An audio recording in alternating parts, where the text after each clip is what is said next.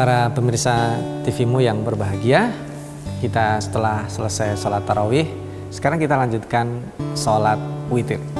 Kalau sholat tarawih itu dilakukan spesifik di bulan Ramadan, dan Rasulullah SAW hanya melakukan berjamaah itu 3 kali saja, berarti menandakan juga sholat itu tidak wajib.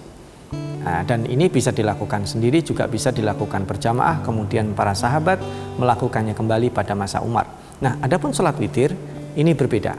Sholat witir ini disunahkan untuk dilakukan setiap hari, dan kemudian lebih bagus dijadikan sebagai penutup sholat malam kita. Dan kata witir sendiri itu adalah berasal dari kata-kata al-witru yang berarti ganjil, lawannya genap. Karena rakaatnya jumlahnya adalah ganjil. 1, 3, 5, 7 dan seterusnya. Kalau tarawih tadi ada riwayatnya 2 dan ada riwayatnya 4 ya. Bahkan ada riwayatnya dan yang lainnya yang jumlahnya genap ya. Tetapi ini kalau terkait dengan sholat witir, maka dia riwayat yang disebut paling sedikit 1 ya. Kalau formasinya 2, 2, 2, 2 ada paling sedikit 1. Tetapi ketika kita melakukannya 4 dalam hadis Aisyah, 4 salam, sekali salam tanpa dijeda dengan tasyahud awal, kemudian 4 tasyahud yang tadi barusan kita baca untuk mengakhiri sholat salam, kita istirahat sejenak, kemudian kita mulai dengan witir. Bacaannya sama semua, tidak ada bedanya. Sekalipun Rasulullah SAW dalam riwayatnya, beliau suka atau sering membaca sabihis di rakaat pertama ya. Kemudian di rakaat kedua membaca Al-Kafirun, di rakaat ketiga membaca Al-Ikhlas. Dan ini tidak harus khusus, itu di antara beberapa surat yang sering dibaca oleh Rasulullah SAW. Jadi gerakan-gerakan lainnya saya tidak perlu mengulang ya, dari takbiratul ihram sampai salam tidak ada yang berbeda. Yang berbeda hanya jumlah rakaatnya saja. Nah maka sekarang yang kita perlu tahu filosofinya, witir itu perlu dikerjakan kapan? Nah, kalau dalam sholat tarawih, witir dikerjakan adalah setelah mengerjakan 4 rakaat. Jadi sebagai penutup sholat tarawih, 3 rakaat dikerjakan setelah itu. Nah, kalau dalam sholat di luar itu, ini dikerjakannya di malam hari. Lalu kalau sekarang di Ramadan, apakah setelah saya sholat witir nanti malam saya boleh sholat lagi? Tentu boleh. Jadi misalnya sekarang kita tarawih selesai jam 20.40, 20.45 atau jam 9. Sudah kemudian diikuti dengan witirnya 3 rakaat. Kemudian kita istirahat dan tidur, malam hari saya mau melakukan sholat sunnah, boleh nggak? Katanya ini penutup sholat witir. Oh enggak, itu tidak harus demikian. Jadi malam kita bisa sholat lagi, rakaatnya bisa kita lakukan. Tapi ingat, kita jangan sholat witir kembali. Kalau kita sholat witir, katakanlah 3 rakaat, berarti nanti sholat malam kita jadinya genap. Ya kan, kalau tadi kita sudah 11, kemudian malam kita sholat lagi misalnya 4 atau 6 ya, atau 8 ya, katakanlah sesuai dengan itu diulangi lagi 8 misalnya, ditambah lagi 3, jadinya kita 11 lagi, jadinya 22. Padahal sholat itu sebaiknya ganjil. Karena kita sudah sholat 3, maka di malam hari kita mencukupkan dengan sholat yang genap saja. Bisa dengan memulai dengan sholat ringan dalam hadis 2, setelah itu dilakukan dengan sholat rakaat yang genap. Nah ini penting untuk kita ketahui, karena filosofinya sholat witir itu dilakukan dengan rakaat yang ganjil. Nah memang ada 2 pendapat, dan Abu Hurairah termasuk Abu Bakar itu mendapatkan wasiat untuk sholat witir sebelum tidur, seperti Umar mendapatkan wasiat untuk sholat witir setelah beliau tidur. Nah ini kalau pada saat bulan Ramadan yang kita lakukan, ikuti saja imam. Ketika imam setelah sholat tarawih kemudian melakukan witir, kita sholat saja.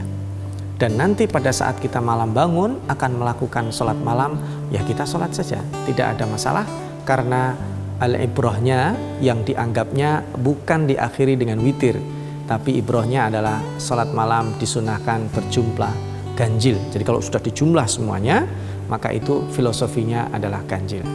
Nah, para pemirsa TV-mu yang berbahagia, ini witir disukai oleh Allah. Allah Subhanahu wa Ta'ala itu al-witr dan menyukai al-witr.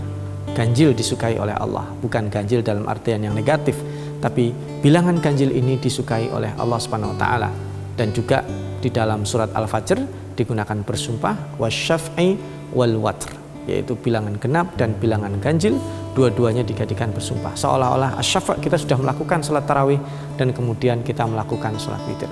Nah, ketika kita sudah melakukan rangkaian semua itu, di akhir salam dalam sebuah hadis yang diriwayatkan oleh Imam Nasai, Rasulullah Shallallahu Alaihi Wasallam membaca tadi itu ya, yang saya sebutkan tadi ya. Di rakaat pertama baca Sabis, rakaat kedua baca Al-Kafirun, rakaat ketiga baca Al-Ikhlas. Nih, ada lagi Rasulullah SAW setelah selesai sholat witir, setelah salam, beliau membaca doa, yaitu Subhanal Malikil Quddus, Subhanal Malikil Quddus, Subhanal Malikil Quddus 3 kali ya. Kemudian diikuti Rabbil Malaikati Warruh. Nah, ini beliau bahkan Subhanal Malikil Quddus itu dibaca dengan suara nyaring yang terdengar oleh orang lain. Nah, ini mungkin kita jarang mempraktekkan. Nah, tapi ini ada masyru'nya dan ada dalil dari tuntunan Rasulullah SAW. Selesai rangkaian kita semua, dan ini semuanya dari sejak sholat tarawih, sholat witir, dan bahkan nanti malam, itu termasuk tuntunan kita menghidupkan malam-malam bulan Ramadan. Kenapa malam bulan Ramadan? Bulan Ramadan itu bulan yang spesial. Kenapa spesial? Syahrul Ramadan alladzi unzila fihil Quran. Karena ada Quran. Berarti kita mendengar Al-Quran, membaca Al-Quran itu sangat luar biasa. Dan siapa yang bersentuhan dengan Al-Quran menjadi yang terbaik. Malaikatnya malaikat terbaik, manusianya manusia terbaik. Dan malam yang bersentuhan, saya katakan sekali lagi, malam. Dan karena itu sholat malam lebih afdol daripada sholat siang. Siangnya kita puasa, siangnya kita bekerja, siangnya kita berusaha. Malam kita hidupkan. Dan dengan tarawih, kemudian kita lanjutkan witir, kita berharap seperti yang disabdakan Rasulullah SAW dalam hadis Abu Hurairah di awal pertemuan kita yang tadi. Man qama ramadhana imanan wahtisaba ghufira lahu ma taqaddama min dzambih. Kalau kita serius, insya Allah doa kita diampuni oleh Allah. Dan karena mengapa? Khasira, kata Rasulullah SAW. Sungguh merugi sekali. Rugi sekali. Siapa ya Rasulullah? Man adraka Ramadan walam yughfar lahu. Orang yang menjumpai bulan Ramadan tetapi dia tidak diampuni dosanya. Artinya apa? Urusan mengampuni mah urusan Allah. Tapi urusan kita adalah berusaha mencari momen untuk meminta ampunan dan jaminan dari murka Allah Subhanahu wa taala dibebaskan dari kita. Dan peluangnya adalah bulan Ramadan. Kalau kita adalah orang yang memburu kebaikan, ini saatnya. Kalau kita adalah orang yang pernah berbuat salah, tidak ada istilah menyerah dan give up. Karena ada selalu Allah memberikan harapan kepada kita, yaitu untuk memperbaikinya dengan taubat, khususnya menghidupkan malam-malam bulan Ramadan. Mudah-mudahan ibadah kita di bulan Ramadan, khususnya adalah qiyam bulan Ramadan, diterima oleh Allah Subhanahu wa taala. Dan Aisyah radhiyallahu anha diberi bekal oleh Rasulullah SAW pada saat beliau akan berdoa, cara untuk mendapatkan Lailatul Qadar.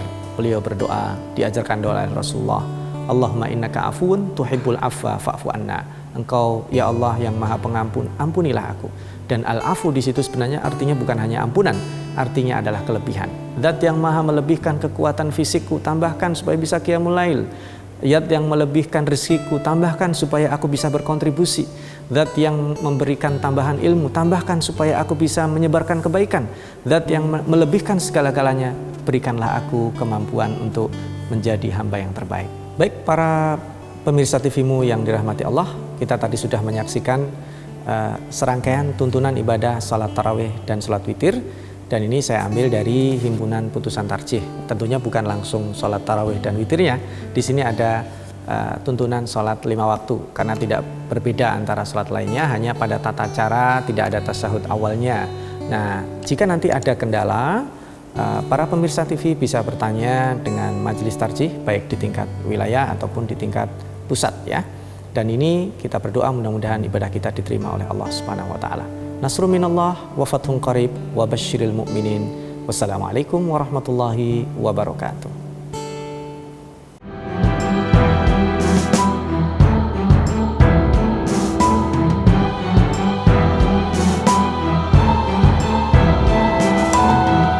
Dipersembahkan oleh